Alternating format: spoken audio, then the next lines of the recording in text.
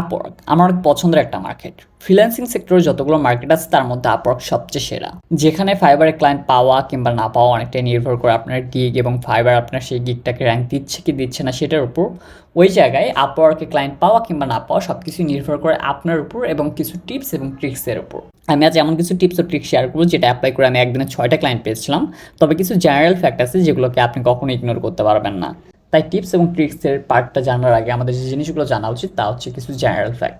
সুতরাং আমি আজকে পুরো বিষয়টাই চেষ্টা করবো আপনাদের সামনে তুলে ধরার জন্য, এবং সবচেয়ে ইন্টারেস্টিং যে পার্ট যেটা অ্যাপ্লাই করে আমি 6টা ক্লায়েন্ট পেয়েছিলাম একদিনে, সেটা আমি ভিডিওর মাঝখানে কিংবা শেষের দিকে দেখানোর চেষ্টা করবো। সো পুরো ভিডিওটা দেখার জন্য অনুরোধ রইল। দেখা হচ্ছে ইন্টার পর।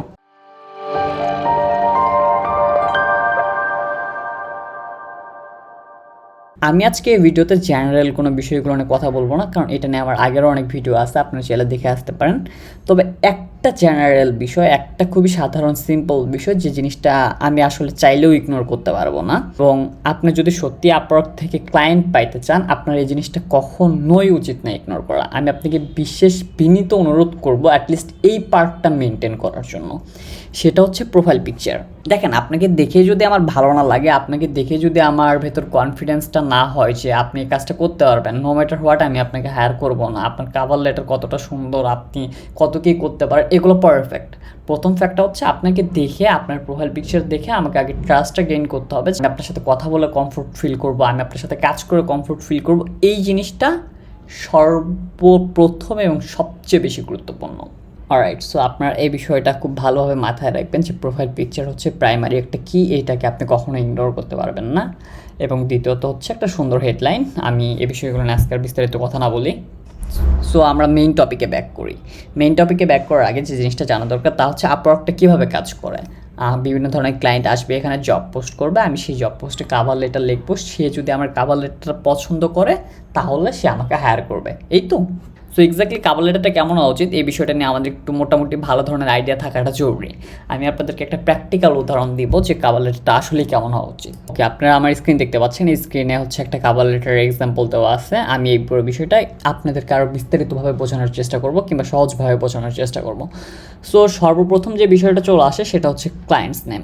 এখন কথা হচ্ছে আপওয়ার্কে যখন কোনো একটা জব পোস্ট করে তখন কিন্তু ক্লায়েন্টের নাম সেখানে থাকে না, তাহলে আমি ক্লায়েন্টের নামটা কোথায় পাবো? সো এইটার ক্ষেত্রে ডেফিনেটলি আপনি আগে সর্বপ্রথম চেষ্টা করবেন যে ক্লায়েন্টের সাথে যারা কাজ করছে প্রিভিয়াসলি যে ওয়ার্ক হিস্টোরি আছে সেখানে যাওয়ার জন্য। ওইখানে যদি চান তাহলে আপনি ক্লায়েন্টের নেম, অনেকেই ক্লায়েন্টের নাম দিয়ে মেনশন করে যে না অমুকের সাথে আমার কাজ করে ভালো লাগছে, সো আপনি ওখান থেকে নামটা কালেক্ট করতে পারবেন। কিন্তু বাই এনি চান্স আপনি যদি সেই নামটা কালেক্ট না করতে পারেন এবং এমন কোনো ক্লায়েন্টের সাথে কাজ করতেছেন যার প্রিভিয়াস কোনো হিস্টোরি নাই, সো সেই ক্ষেত্রে আপনি কী করবেন? আমরা সর্বপ্রথম যে ভুলটা করি সেটা হচ্ছে ডিয়ার স্যার অ্যান্ড ম্যাডাম। আপনি প্রথম লাইনে আপনি আনশিওর যে আপনি কার জব প্রপোজালটা পাঠাচ্ছেন। তো এই জিনিসটা আসলে খুব বাজে দেখায় যখন আপনি কাভার লেটারটা লেখেন। সো এই কাজটা আপনি কখনোই করবেন না। আপনি যদি ক্লায়েন্টের নাম না খুঁজে পান সরাসরি লিখে দেবেন হাই, ডিয়ার স্যার ও ম্যাডাম, ডিয়ার হায়ারিং ম্যানেজার। এসবের তো দরকার নাই, জিনিসটা আমি আপনাকে হায়ার করবো। সো আপনি যদি আমাকে বলেন ডিয়ার হায়ারিং ম্যানেজার, জিনিসটা শুনতেও তো আমার কাছে খারাপ লাগছে। আমি হায়ারিং ম্যানেজার হলাম কবে? ওকে, দেন যে বিষয়টা চলে আসে তা হচ্ছে open with the details about why the job interest you. So প্রথমত আমরা যে কাজটা শুরু করি তা হচ্ছে আমাদের নিজেদের গুণগান দিয়ে শুরু করি। আমার 10 বছরের এক্সপিরিয়েন্স, 20 বছরের এক্সপিরিয়েন্স আছে, আমি অমুক করছি তুমুক করছি। বাট দ্য ট্রুথ ইজ আপনার কত বছর এক্সপিরিয়েন্স আছে, আপনার কি আছে না আছে তাতে ক্লায়েন্টের কিছু যায় আসে না। সো সবসময় চেষ্টা করবেন এই জবটা আপনার জন্য কেন সুইটেবল, এই জবটা আপনি কেন করতে চাচ্ছেন সেই জিনিসটাকে, সেই গোলটাকে সর্বপ্রথম এখানে নিয়ে আসার জন্য। ওকে, দেন চলে আসে show your value by sharing relevant information.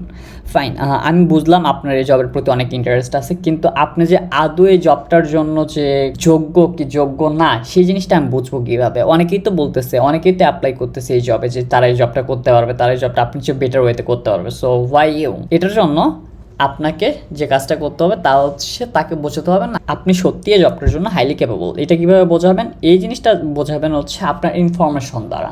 Suppose আমি পোস্ট করলাম হচ্ছে একটা সোশ্যাল মিডিয়া পোস্টের জন্য, কিন্তু আপনি আমাকে বললেন যে দেখো হ্যাঁ তুমি তো হচ্ছে খাবারের জন্য, তোমার রেস্টুরেন্টের জন্য একটা সোশ্যাল মিডিয়া পোস্ট লাগবে, কিন্তু রেস্টুরেন্টের যেহেতু আমরা রেস্টুরেন্টের জন্য ডিজাইন করবো সেই ক্ষেত্রে কালারটা লাল কিংবা হলুদ হলে ভালো হয়, কারণ এই কালারগুলো খাবারের প্রতি মানুষকে অ্যাট্রাক্ট করে। সো আপনি কী করলেন? আপনি ক্লায়েন্টকে বোঝালেন না আমি আদৌ এই বিষয়ে সত্যি অনেক কিছু জানি। Then show confidence that you can deliver. এবার বিষয়টা চলে আসে আপনার যদি সত্যি কিছু বলার থাকে যে আমি এই কাজটা আদৌ এইভাবে করতে পারবো বা এই ধরনের কাজ আমার এর আগেও করে আসছি। সো আপনার কাছে যদি এরকম কোনো ভ্যালুয়েবল ইনফরমেশন থাকে যেটা ক্লায়েন্টের জানা জরুরি, অনলি দেন শুধুমাত্র তখনই আপনি আপনার কনফিডেন্সটা দেখাবেন। ওকে, দেন চলে আসে হচ্ছে আপনার পোর্টফোলিওর সেকশনটা। সো ডেফিনেটলি আপনি চেষ্টা করবেন সবসময় পোর্টফোলিওটা অ্যাড করার জন্য, এবং ওই সেম রিলেটেড কাজ, কেউ হচ্ছে লগো যাচ্ছে তাকে চেষ্টা করবেন আপনার লগোটাই পোর্টফোলিওতে বেশি হাইলাইট করে শো করার জন্য। কেউ হয়তো বা মেনু কার্ড যাচ্ছে, আপনি সেই মেনু কার্ডটাকে হাইলাইট করে শো করার জন্য চেষ্টা করবেন। বিষয়টা যেন এরকম না হয় আমি লগো যাচ্ছি আপনি আমাকে ফ্লায়ারের এক্সাম্পল দিচ্ছেন, তাহলে জিনিসটা খুবই বাজে দেখায়। সো আমরা এই কাজটা করব না। এবং ফাইনালি কল টু অ্যাকশন, সবসময় কল টু অ্যাকশন এই জিনিসটা ইন্ডাস্ট্রি লিডার যারা তারা সবসময় ফলো করে, এবং বেশিরভাগ বিজনেসে আসলে কল টু অ্যাকশনটা ফলো করা হয়। লাস্টে এমন একটা হুক দেন ক্লায়েন্টকে, এমন একটা প্রশ্ন করেন কিংবা এমন একটা হুক দেন যেটা দ্বারা ক্লায়েন্ট আপনার সাথে কথা বলতে আগ্রহ হবে, যেটা দ্বারা অ্যাটলিস্ট ক্লায়েন্ট আপনাকে মেসেজ করবে। সেটা হইতে পারে কোনো প্রশ্ন, সেটা হইতে পারে কোনো গুরুত্বপূর্ণ ইনফরমেশন তার কোম্পানি সম্বন্ধে যেটা রেলেভেন্ট, এরকম টাইপের কোনো একটা হুক দিয়ে তাকে আপনার ইনবক্সে ডেকে আনেন। So that's it. আপনারা যদি কাভার লেটারে এই 5টা স্টেপ ফলো করেন তাহলে আশা করি একটা ভালো রেজাল্ট আনা পসিবল। ওকে, দেন এবার চলে আসে আমাদের টিপস এবং ট্রিক্সের পার্টগুলো, যে জিনিসগুলো আমি অ্যাপ্লাই করে অনেক ভালো রেজাল্ট পাই। অলরাইট, আমি ভিডিওর সবচেয়ে আকর্ষণীয় যে পার্ট, সে পার্টটাতে চলে আসি। সো প্রথম যে জিনিসটা সেটা হচ্ছে আপনার স্ক্রিনে দেখতেই পাচ্ছেন টাইমিং। টাইমিংটা অনেক গুরুত্বপূর্ণ, যে আপনি কোন টাইমে বিট করতেছেন। আমাদের এমন একটা টাইমিং খুঁজে বের করতে হবে যে টাইমে মূলত কম্পিউটাররা ঘুমায় থাকে বা কম্পিউটাররা অ্যাক্টিভ থাকে না। ধরেন একটা জবে আপনি অ্যাপ্লাই করলেন, সেখানে 100 জন মানুষ অ্যাপ্লাই করলো, সেই ক্ষেত্রে আপনার কাভার লেটারটা যতই ভালো, খুব কম চান্স আছে ক্লায়েন্ট কিন্তু আপনি সেই কাভার লেটারটা পড়বে, তাই না? সেই ক্ষেত্রে আমরা যে কাজটা করতে পারি সেটা হচ্ছে একটা পারফেক্ট টাইমিং খুঁজে বের করতে পারি। এখন আপনি যদি একটু কম্পেয়ার করেন তাহলে দেখবেন আমাদের যে south Asia, Bangladesh, Pakistan, India, Sri Lanka, এই দেশগুলো মূলত সবচেয়ে বেশি অ্যাক্টিভ ফ্রিল্যান্স মার্কেটে। সো এই মানুষগুলো কোন টাইমে অ্যাক্টিভ থাকে না? এই মানুষগুলো দিনে অ্যাক্টিভ থাকে, এই মানুষগুলো রাতেও অ্যাক্টিভ থাকে। তার অর্থ আমরা দিনে কিংবা রাতে, আমি যখন যে জবের জন্য অ্যাপ্লাই করতেছি সেই ক্ষেত্রে কিন্তু কম্পিটিশন কম, বাট একটা কি টাইমিং আছে যে টাইমে সাধারণত আমরা কেউই অ্যাক্টিভ থাকি না, সেটা হচ্ছে ফজরের সময়। যারা রাত জাগে তারাও হচ্ছে ফজরের পর আর থাকে না, বা ফজরের ওই টাইমে আর থাকে না, তারা ঘুমা যায়। আবার যারা দিনটা শুরু করে তারাও হচ্ছে ফজরের সময় ওই টাইমটা থেকে ঘুম থেকে ওঠে না।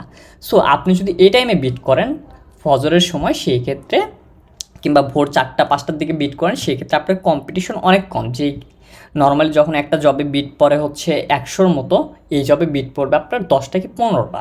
তার অর্থ আপনার প্রায় 90% কম্পিটিশন কম পাচ্ছেন। তো আমাদের দ্বিতীয় যে পার্ট সেটা হচ্ছে লিড। আমরা যতগুলো ইনস্টিটিউট আছে, আমি অনেক ইনস্টিটিউটের কোর্স দেখছি এবং অনেক ভালো ভালো মেন্টরের কোর্স দেখছি, যারা বলে যে সবসময় আপনি চেষ্টা করবেন যে ক্লায়েন্টের পেমেন্টটা ভেরিফাইড করা, তাদেরকে বিট করার জন্য, যে ক্লায়েন্টের প্রিভিয়াস জব হিস্টোরি আছে তাদেরকে বিট করার জন্য। নর্মালি যাদের পেমেন্টটা ভেরিফাই করা নেই তারা সাধারণত ফেক ক্লায়েন্ট হয়। এই জিনিসটা আমি অনেকের মাঝেই দেখছি, কিন্তু এটা একটা কমপ্লিটলি ভুল আইডিয়া। কারণ দেখেন, আপনি পেমেন্টটা কখন ভেরিফাই করবেন? যখন আপনি কাউকে হায়ার করবেন, ঠিক ওই টাইমে কিন্তু আপনি আপনার পেমেন্ট মেথডটা ভেরিফাই করবেন, তাই না? সুতরাং বেশিরভাগ মানুষ এই ক্লায়েন্টদের ইগনোর করে যে এই ক্লায়েন্ট সম্ভবত ফেক, এই ক্লায়েন্টের পেমেন্টটা ভেরিফাই করা নাই। বাট আমরা যদি ওই চান্সটা নিই যে ক্লায়েন্টের পেমেন্ট ভেরিফাই করা নাই, তাহলে সেই ক্ষেত্রে কিন্তু জবের চান্স অনেক অনেক অনেক বেশি, কারণ সেই ক্ষেত্রে জবে অনেক কম বিট পড়ে। এবং 3 নাম্বারটা সেটা হচ্ছে প্লে টাইম। এই থিওরিটা আমি অনেক ভালোভাবে ফলো করি এবং আমি অনেক মানুষকেই চিনি যারা এই থিওরিটাই ফলো করে। সেটা হচ্ছে আপনি সব সময় চেষ্টা করবেন, ধরেন আপনার কাছে 60টা বিট আছে, বা আপনি ধরেন 20 জনকে 20টা ক্লায়েন্টকে বিট করতে পারবেন। সো আমরা কী করে আজকে 2টা বিট করলাম, পরদিন 3টা বিট করলাম, এইভাবে আস্তে আস্তে বিট করি। কিন্তু আপনি যদি একদিনে 20টা ক্লায়েন্টকে বিট করতে পারেন, আপনি যদি একদিনে 20টা ক্লায়েন্টকে প্রপোজাল সেন্ড করতে পারেন, সেখানে খুব চান্স থাকে যে আপনি 2টা কিংবা 3টা জবে হায়ার হওয়ার চান্স একদম থেকেই যায়। বাট আপনি যদি ডেইলি 1-2টা ক্লায়েন্টকে জব প্রপোজাল পাঠান, সেই ক্ষেত্রে সেই ক্লায়েন্টটা কি পড়তেছে কি পড়তেছে না, এইটা আসলে একটু রিস্ক হয়ে যায়। সো আপনারা সবসময় চেষ্টা করবেন, ধরেন আমি মাসে বিট করব, আমি 20 জন ক্লায়েন্টকে প্রপোজাল পাঠাবো। সো আমার গোল থাকবে আমি আজকে এবং কালকে এই 2 দিনের মাঝে এই 20টা ক্লায়েন্টকে প্রপোজাল পাঠাবো। সো এই 3টা টিপস যদি আপনি ফলো করতে পারেন, আমি প্রেটি শিওর যে আপনি ডেফিনেটলি খুব ভালো একটা রেজাল্ট পাবেন এবং আপনার আপওয়ার্কের ক্যারিয়ারটা অনেক সুন্দর হওয়ার সম্ভাবনা অনেক অনেক অনেক বেশি। সো এই 3টা কি ফ্যাক্টর সবসময় মাথায় রাখবেন। আর যে জিনিসটা প্রপোজালের বিষয়টা তো আমি আপনাদেরকে এক্সপ্লেন করলাম, বাট আপনারা যদি চান আমি একটা প্রপোজাল নিজে লিখে দেই যে কীভাবে ক্লায়েন্টকে আমি কী টাইপের প্রপোজাল সেন্ড করতেছি, ডেফিনেটলি আপনারা আমাকে কমেন্টে জানাবেন, লাইক দিবেন এবং সাবস্ক্রাইব করবেন। সো আজকে এতটুকুই, সবাই ভালো থাকবেন, ধন্যবাদ সবাইকে।